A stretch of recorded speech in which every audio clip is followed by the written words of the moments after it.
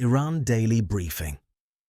Friday, May 15, 2026.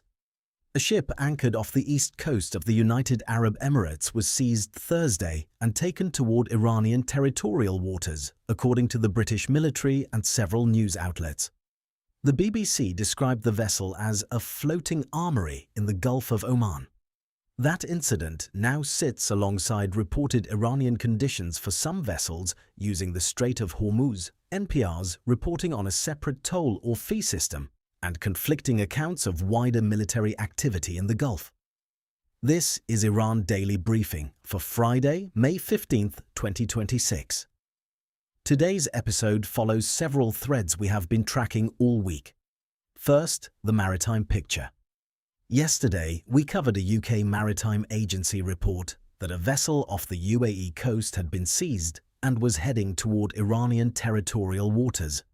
Today, additional reporting identifies the incident more clearly, while NPR reports that tensions have escalated near the Strait of Hormuz after the ship was taken toward Iran. Second, the diplomacy. President Donald Trump says he has little patience left with Iran and is urging Tehran to reach a deal with Washington. At the same time, Trump says Chinese President Xi Jinping offered help to open the Strait of Hormuz and pledged not to send military equipment to aid Iran in its war against the United States and Israel. Third, the regional fallout. Iranian Foreign Minister Abbas Araghchi is accusing the United Arab Emirates of direct involvement in military operations against Iran. The UAE has denied related claims about an Israeli wartime visit, and new reporting continues to point to economic strain inside Iran. We begin with the maritime escalation because it now connects the seizure off the UAE, reported Iranian conditions for some vessels using the Strait of Hormuz, NPR's fee reporting, and Washington's pressure on both Tehran and Beijing. The top story today is the Strait of Hormuz and the surrounding maritime escalation. The British military said Thursday that a ship anchored off the east coast of the United Arab Emirates had been seized and was heading toward Iranian territorial waters. France 24 also reported that a ship anchored off the UAE coast was seized during a renewed escalation in the Strait of Hormuz. United Kingdom Maritime Trade Operations said Thursday morning that it had received a report of an incident 38 nautical miles northeast of Fujairah, according to Israel National News. The BBC reported that Iranian military personnel seized a vessel described in reports as a floating armoury in the Gulf of Oman. NPR reported that tensions escalated near the Strait of Hormuz after a ship anchored off the United Arab Emirates was seized and taken toward Iran. NPR also reported that another ship was attacked and sank near the coast of Oman amid tensions near the strait. Those are the maritime incidents.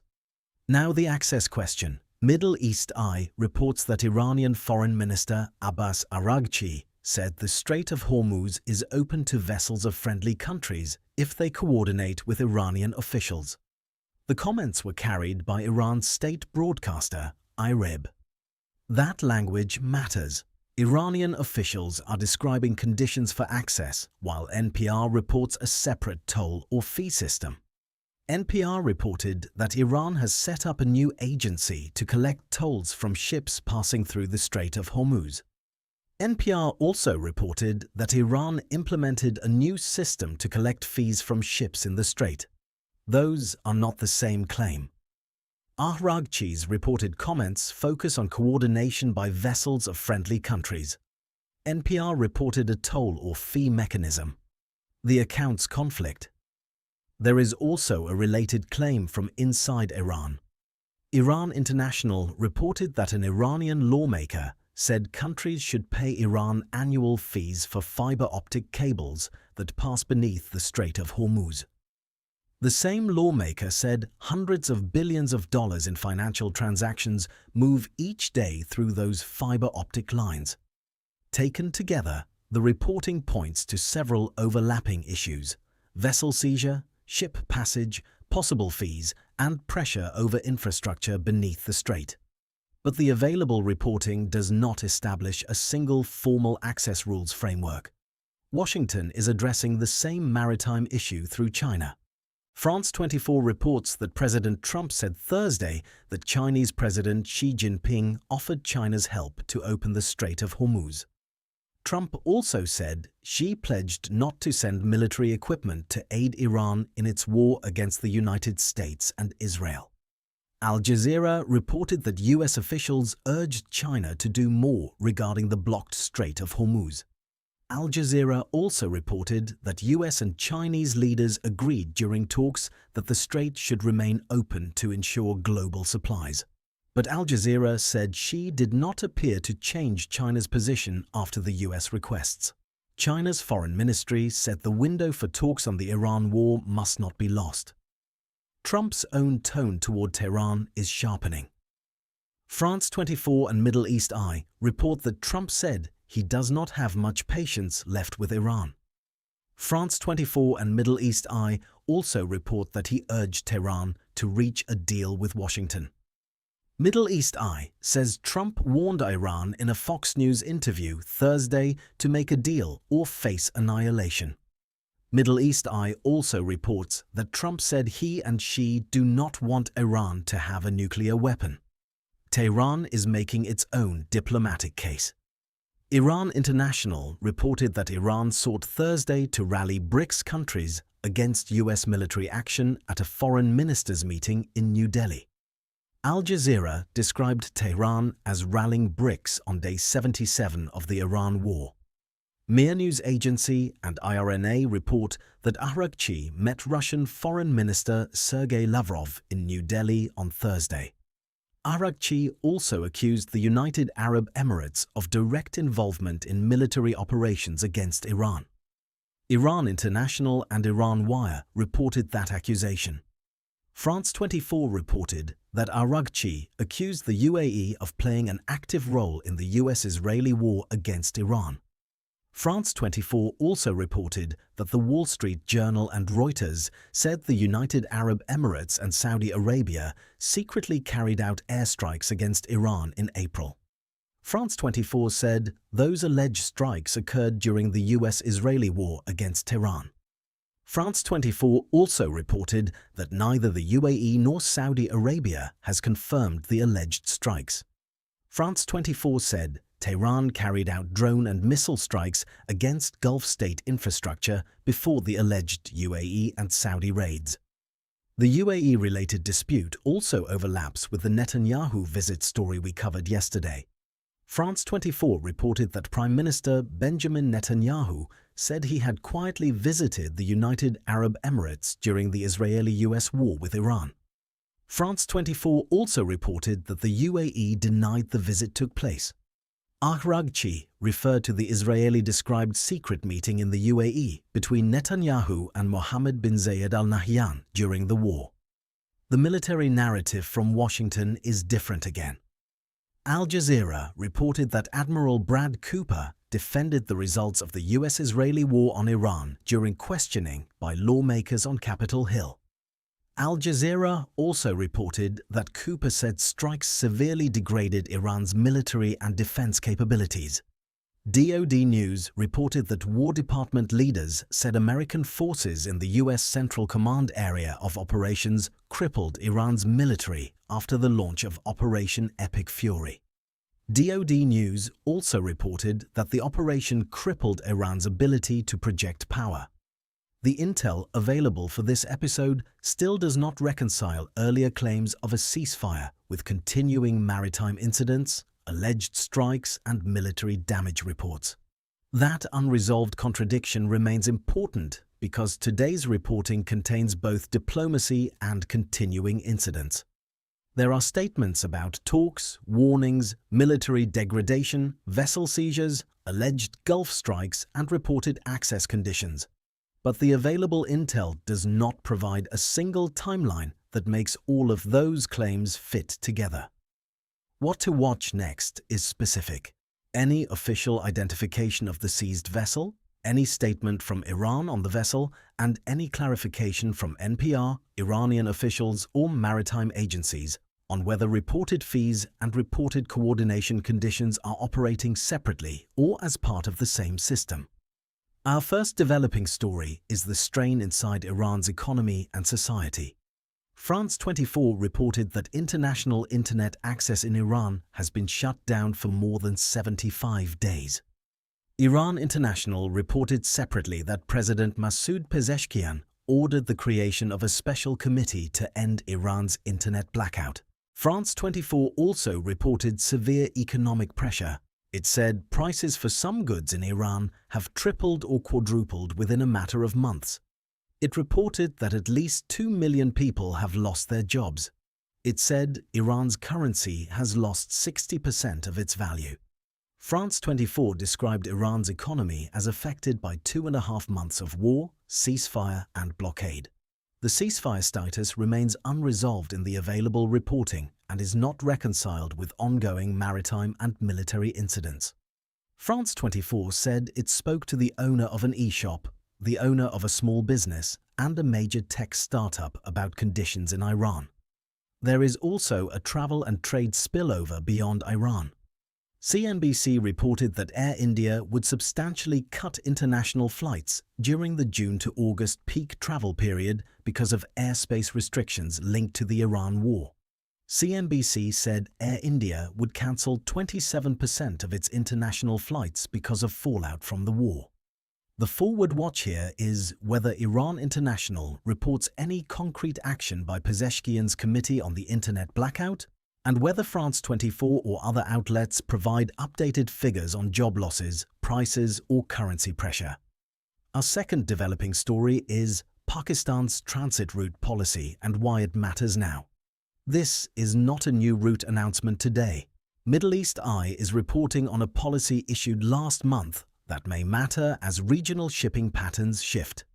Middle East Eye reported that Pakistan's Ministry of Commerce issued SRO 691 last month, designating 6 transit routes for cargo arriving in Iran from third countries through Pakistani territory. The Pakistani government said the 6 corridors will connect the ports of Karachi, Port Qasim and Gwadar with the Iranian border crossings of Gabd and Taftan through Balochistan. Middle East Eye also identified a photo showing Iranian cargo trucks crossing into the Pakistan-Iran border at Taftan in Balochistan province on June 18, 2025. That photo is archival and contextual. It is not evidence of a current development today. This item belongs in today's episode because maritime reporting is focused on the Strait of Hormuz, the UAE coast and Oman. If regional shipping patterns shift, overland and port-linked transit policies become more relevant. The forward watch is whether Pakistan or Iran reports actual cargo volumes using the 6 designated routes, and whether Middle East Eye follows with any evidence that shippers are changing routes because of Gulf maritime conditions.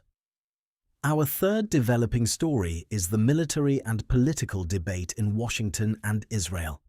Al-Monitor reported that the U.S. House of Representatives defeated a Democratic-led resolution aimed at stopping the Iran war until hostilities are authorized by Congress.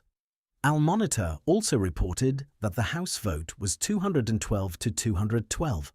Al-Monitor said Reuters reported that vote from Washington on May 14th. On the military side, Middle East Eye reported that Khan said Israeli and U.S. military officials held meetings over the past week on plans for renewed military action against Iran. Middle East Eye also reported that Tel Aviv expressed interest to Washington in resuming military action against Iran. This reporting is reported but not independently confirmed in the provided intel. The Times of Israel reported that Trump said the decimation of Iran's army was to be continued after he discussed Hormuz with Xi Jinping. The Times of Israel also reported that IDF chief Ayal Zamir and other Israeli army officials visited the UAE amid the Iran war. There are also new claims tied to Iran and Iraq. Middle East Eye reported that security sources told Reuters 2 drones targeted the headquarters of an Iranian Kurdish opposition group north of Iraq's Erbil on Friday.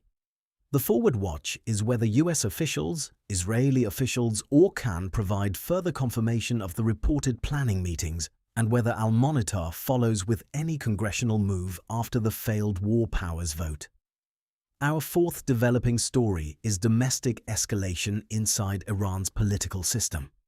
Iran International reported that Iran's parliament is reviewing a bill that would require the government to pay €50 million to any individual or entity that kills President Trump. Iran International also reported that a senior Iranian lawmaker said Thursday the proposed reward is retaliation for the killing of Iran's leader and commanders. Middle East Eye reported that Araghchi accused Washington of complicating negotiations with contradictory messages, citing comments carried by IRIB. These two items sit in different lanes. One is a parliamentary proposal reported by Iran International. The other is Iran's foreign minister's diplomatic criticism of Washington, reported by Middle East Eye. Both point to the same broader pressure on US-Iran diplomacy. The forward watch is whether Iran International reports movement on the parliamentary bill, and whether IRIB or Middle East Eye carries any further comments from Araghchi on the state of negotiations. At the start, we focused on one maritime development: the seizure of a ship off the east coast of the United Arab Emirates. Here is the fuller picture from today's intel. The British military said Thursday that a ship anchored off the UAE coast had been seized and was heading toward Iranian territorial waters. UK Maritime Trade Operations said it received a report of an incident 38 nautical miles northeast of Fujairah. The BBC reported that Iranian military personnel seized a vessel described in reports as a floating armoury in the Gulf of Oman. NPR reported that tensions escalated near the Strait of Hormuz after a ship anchored off the UAE was seized and taken toward Iran. NPR also reported that another ship was attacked and sank near the coast of Oman. On passage through the strait, Middle East Eye reported that Araghchi said the strait is open to vessels of friendly countries if they coordinate with Iranian officials, according to IRIB. Separately, NPR reported that Iran has set up a new agency to collect tolls from ships passing through the Strait of Hormuz. NPR reported that Iran implemented a new system to collect fees from ships in the strait. Iran International reported that an Iranian lawmaker said countries should pay Iran annual fees for fiber optic cables beneath the strait. Those are the reported elements: a seized vessel, a separate NPR-reported toll or fee system, Iranian comments about coordination by friendly vessels, and a lawmaker's proposal for annual fees tied to undersea fiber optic cables. In the next 24 to 48 hours, watch 5 items. First, the seized vessel off the UAE coast. The British military said the ship was seized and heading toward Iranian territorial waters. The BBC described it as a floating armoury in the Gulf of Oman. UK Maritime Trade Operations reported an incident 38 nautical miles northeast of Fujairah. Watch for the vessel's name, flag, operator, cargo, and any statement from Iran, the UAE, or the British-linked maritime authorities. Second, the reported Strait of Hormuz access conditions and fee claims. Middle East Eye reported that Araghchi said the strait is open to vessels of friendly countries if they coordinate with Iranian officials. NPR reported a toll or fee system for ships passing through the strait. Watch for clarification on whether these are separate measures, related measures, or competing accounts. Third, China's role. France 24 reported that Trump said Xi offered China's help to open the Strait of Hormuz and pledged not to send military equipment to Iran. Al Jazeera reported that US officials urged China to do more on the blocked strait and that Xi did not appear to change China's position after US requests. Watch for any further statement from China's foreign ministry or the US side on Hormuz. Fourth, the reported Israeli-US military planning. Middle East Eye reported that Khan said Israeli and US military officials held meetings over the past week on plans for renewed military action against Iran. Middle East Eye also reported that Tel Aviv expressed interest to Washington in resuming military action. This is reported but not independently confirmed in the provided intel. Watch for confirmation or denial from US or Israeli officials. Fifth, the ceasefire contradiction. The available reporting still does not reconcile earlier claims of a ceasefire with continuing maritime incidents, alleged Gulf strikes, and damage reports. Watch whether any source directly explains how the claimed ceasefire fits with the seized vessel, NPR's report of another ship attacked and sunk near Oman, France 24's reporting on alleged UAE and Saudi strikes, and US military statements about damage to Iran's capabilities. Today's episode covered the seized vessel off the UAE coast, reported Strait of Hormuz access conditions, and NPR's fee reporting, US-China diplomacy, Gulf strike allegations, economic strain inside Iran, and the unresolved ceasefire contradiction. We'll be back tomorrow with the next Iran Daily Briefing. For full written briefs and source-backed updates, check out the Iran Brief on Substack. Paid members can build multi-country monitoring across the countries they care about, with personalized briefings delivered automatically.